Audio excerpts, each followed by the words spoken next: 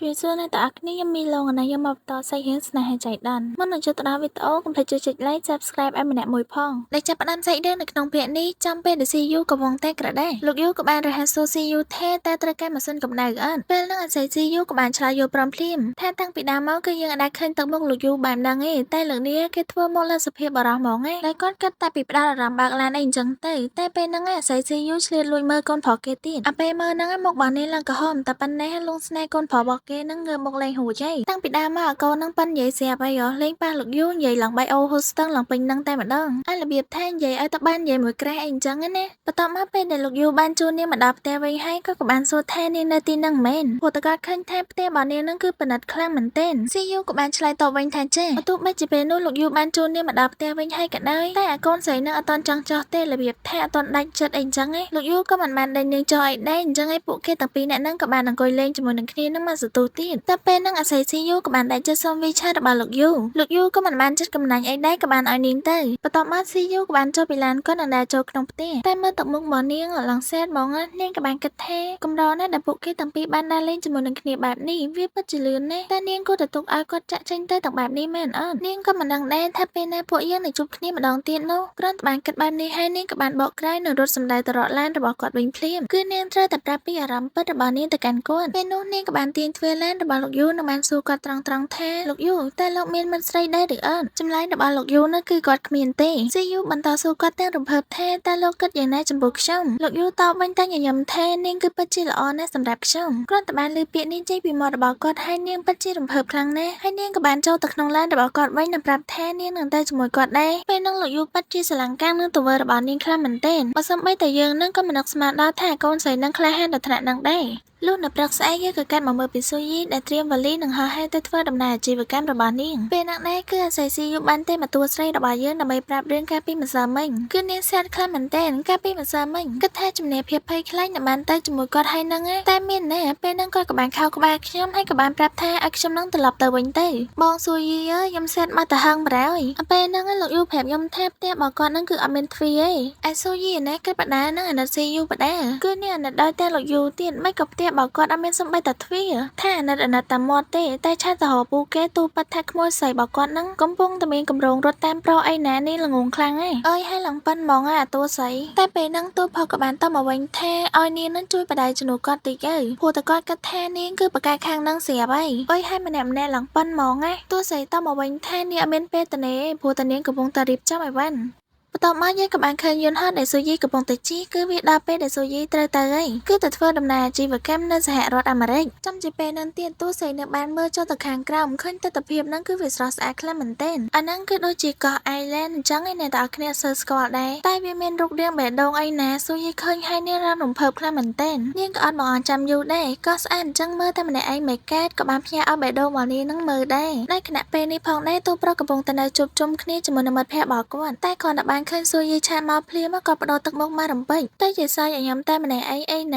ានៅឆ្លៀតប្រាប់គេបានទៀតថាមិនបាច់ខ្វល់ពីគាត់ទេបន្តទៀតទៅពេលហ្នឹងស៊ូយីនៅឆ្លៀតផ្ញើហុកមកស្លឹកទៀតដែលនាងក៏បាន selfie មួយនៅអាកាសបេះដូងហ្នឹងអញ្ចឹងទៅដែលនាងគិតថាតួប្រុសនៅសរសើរថាខ្ជូតអីអញ្ចឹងតែមានណាពេលហ្នឹងតួប្រុសដាក់អារូបនេះមកគឺកៀងបដ ாய் ពេលហ្នឹងស៊ូយីឡើងសើចនិងគិតថានេះអត់សមជាចរិតរបស់គាត់សោះស៊ូយីបន្តគិតទៀតថាអ្វីដែលសំណាញ់ជាងនេះទៅទៀតនោះគឺហើយនាងក៏បានសម្លឹងមើលទៅកាន់នារីដែលនៅក្បែរនាងបើទោះបីជាតួប្រុសអត់បានមកជាមួយនាងក្នុងដំណើរអាជីវកម្មនេះក៏ដោយតែគាត់បានបញ្ជូនមនុស្សម្នាក់មកអមដំណើរជាមួយនាងបើតាមនាងគិតទៅដូចជាចៃដន្យពេកហើយព្រោះថៃលេខារបស់មីយូក្រុមចៃដន្យមកនៅលើយន្តហោះជាមួយនឹងនាងថែមទាំងគាត់ក៏ធ្វើដំណើរឆ្ពោះទៅសហរដ្ឋអាមេរិកដើម្បីឈប់សម្រាកប្រចាំឆ្នាំដូចគ្នាតែមិនក៏មិនទៅឥឡូវហ្នឹងនាងសុំគេងសិនបន្ទាប់ពីបានធ្វើការហោះហើរអស់រាប់សិបម៉ោងមកពួកគេក៏បានមកដល់ទឹកដីសហរដ្ឋអាមេរិកហើយពេលហ្នឹងដែរអ្នកនាងម្នាក់ដែលជាលេខារបស់មីយូក្រុមនឹងពិតជាយកចិត្តទុកដាក់ចំពោះនាងខ្លាំងមែនទែនដោយគាត់បានជួយណែនាំអ្វីផ្សេងៗដែលស៊ូយីមិនធ្លាប់ដឹងព្រោះតែនាងទើបតែមកលើកទី1សំខាន់មានតែយើងអ្នកមើលទេដែលដឹងនោះគឺទូប្រាប់បានបញ្ជូនអង្គរៈប៉ុន្មានអ្នកសម្រាប់តាមការពារស៊ូយីផងដែរក្នុងអំឡុងពេលប្រមាណថ្ងៃនៃដំណើរទស្សនកិច្ចអាជីវកម្មរបស់នាងគឺបានទៅសហរដ្ឋអាមេរិកខណៈពេលដែលការងាររបស់នាងក៏ដំណើរការបានយ៉ាងរលូនដូចគ្នានាងក៏ពិតជាសប្បាយខ្លាំងណាស់នៅពេលដែលបានដើរលេងក្នុងរយៈពេលប្រមាណថ្ងៃនេះ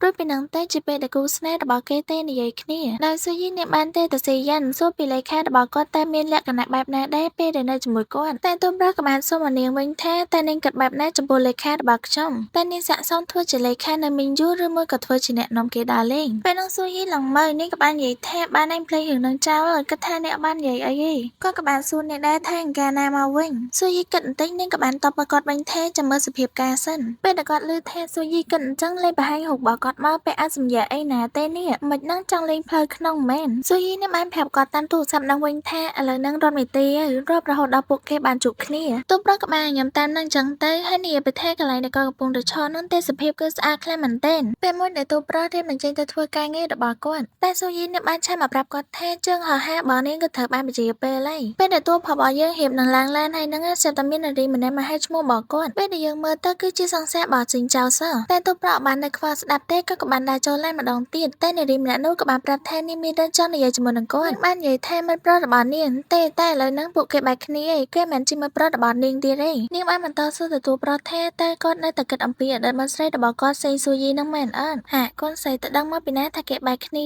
អូបែកមែនក៏ប៉ុន្តែឥឡូវហ្នឹងគេត្រូវគ្នាវិញឯតាឈឺសួរទៅគាត់បានទៀតថាមានដឹងអីខ្លះពីនាងអត់ទូប្រុសបានតបទៅនាងទាំងបែកក្នុងនឹងថាចុះបើខ្ញុំដឹងហើយបើខ្ញុំមិនដឹងវិញនោះបន្ទាប់មកក៏បានសម្លឹងមើលទៅនាងរួចក៏និយាយបន្តថាវាមិនមែនជាកន្លែងរបស់នាងដើម្បីធ្វើជាអ្នកនាំសារសម្រាប់រឿងនេះទេប្រសិនបើនាងបន្តធ្វើជាល្ងងបែបនេះទៀតខ្ញុំនឹងឲ្យនាងសងទាំងរឿងចាស់និងរឿងថ្មីចំពោះអ្វីដែលនាងបានធ្វើដាក់សេងស៊ូយីតែនាងយល់ពីអ្វីដែលខ្ញុំបាននិយាយទេអាយយចុកមែនតែនកូនស្រីកុំឃើញថាតួរបស់យើងនឹងធ្វើដូចជាអត់អីទេតាមពិតទៅក៏រៀងប៉ះពាល់អារម្មណ៍របស់គាត់ដែរដោយសារតែជើងហោះហើរត្រូវបានពជាពេលចឹងហើយស៊ូយីក៏បានទៅស្នាក់នៅនៅទីក្រុងចាងនៅមួយទីតាំងកន្លែងនោះក៏នៅជាប់ផ្ទះរបស់នាងដូចគ្នាហើយស៊ូយីក៏បានចេញមកខាងក្រៅដើម្បីទទួលវ៉ាលីរបស់នាងសំខាន់អ្នកបើកឡានជូនស៊ូយីមកហ្នឹងគឺជាតកងឡានរបស់ទូប្រដូចគ្នាពេលដែលគាត់ហ៊ាននឹងជួបបរិយហ្នឹងគាត់បានចាប់អារម្មណ៍នឹងបរិយម្នាក់ដែលគាត់បានមើលទៅសភាពរបស់គេហ្នឹងក៏រៀងស្វឹងដែរហើយគាត់ក៏បានស្គាល់ថាគឺជាអតីតមិត្តប្រុសរបស់ក្មួយស្រីរបស់គាត់លេលេម្នាក់ប្រុសហ្នឹងគឺជាស៊ីងចៅនៅតែអស់គ្នាប្រយ័ត្នភ្លេចមុខសំខាន់ណាស់គេថែមទាំងបានដើរចូលអាផាតមិនដែលស៊ូយីកំពុងតែស្នាក់នៅដូចគ្នាអត់ចាំយូរទេគាត់ក៏បានទេទូរស័ព្ទហ្នឹងទៅរកទូប្រុសភ្លាម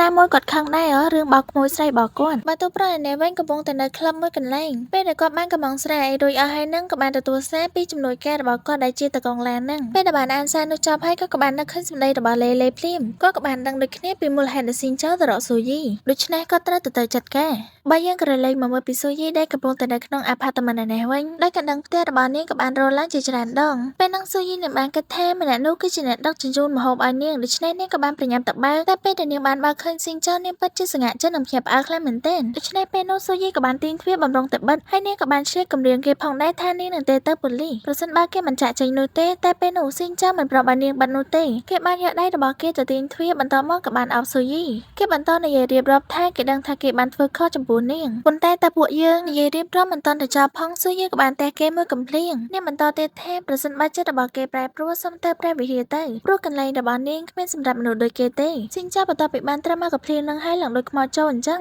គេបានស្ទុះមកចាប់ដៃរបស់ស៊ូយីព្រមទាំងបានស្រែកដាក់នាងខ្លាំងទៀតថាគេនឹងមិនជឿទេថានាងគ្មានអារម្មណ៍ចំពោះគេតទៅសោះនោះពេលហ្នឹងគឺគេបំរុងទៅចាប់ស៊ូយីតែពេលហ្នឹងសិលតាចិនថោម៉ែនរបស់យើងមកហើយអ្នកទាំងអស់គ្នារំភើបខ្លាំងបដ ாய் ណាគាត់បានមកចាប់ចង្កេះរបស់ស៊ីងចៅជាប់ព្រមទាំងបានវាយគេនៅពេលនោះតែម្ដងគាត់បានចាប់ក្បាលរបស់ស៊ីងចៅទៅខ្ទប់នឹងជញ្ជាំងបាច់សបគេគាត់គេទៅនឹងដីតែម្ដងតែប៉ុណ្ណឹងតែគ្នាយើងគឺថាស៊ីងចៅងើបលែងរួចហ្មងបន្ទាប់មកតូប្រក៏បន្តនិយាយទៀតថាខ្ញុំនិយាយរឿងនេះតែម្ដងគត់ឯងមិនអាចឈ្នះយើងទេឯងចាញ់យើងហើយ